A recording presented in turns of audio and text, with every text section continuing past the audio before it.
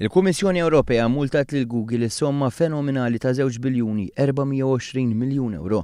Dan skont investigazzjoni tal-istess Kummissjoni, Google abbużat mill-pożizzjoni dominanti tagħha fis-suq bħala magna tat-tiftix, magħruf aħjar bħala search engine billi tat vantaġġ illegali l-prodotti ieħor tal-Google, is-servizz tat-tqabbil tax-xiri tagħha.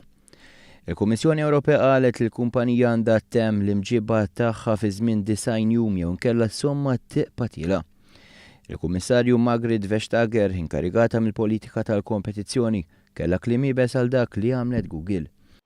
Google has come up with many innovative products, also innovative services that have made a difference in our lives, and that's a good thing. But Google's strategy for comparison shopping service wasn't just about attracting customers. It wasn't just about making its products better than those of its rivals. Google has abused its market dominance in its search engine. Is-search engine ta' Google tipprovdi r-riżultati ta' tiftix lil konsumaturi li jħallsu għas-servizzi permezz tad-dejta tagħhom. Kważi 90% ta' dħul ta' Google joriġina mir-riklami bħal dawk li turi l-konsumaturi bħala reazzjoni għal rikjesta ta' tiftix. Fl-2004 Google daħlet fis-suq separat ta' servizzi ta' tqabbil tax-xiri fl-Ewropa permezz ta' prodott li inizjalment kien jismu Frugal li mbagħad fl-2008 ngħata l-isem Google Product Search u mill-2013 sar jissejjaħ Google Shopping. Is-servizz jippermetti lill-konsumaturi biex iqabblu l-prodotti u l-prezzijiet online. Ma' żmien Google bdiet timplementa sistema fejn tpoġġi fuq quddiem is-servizz ta' tqabbil tax-xiri tagħha fis-swieq Ewropej.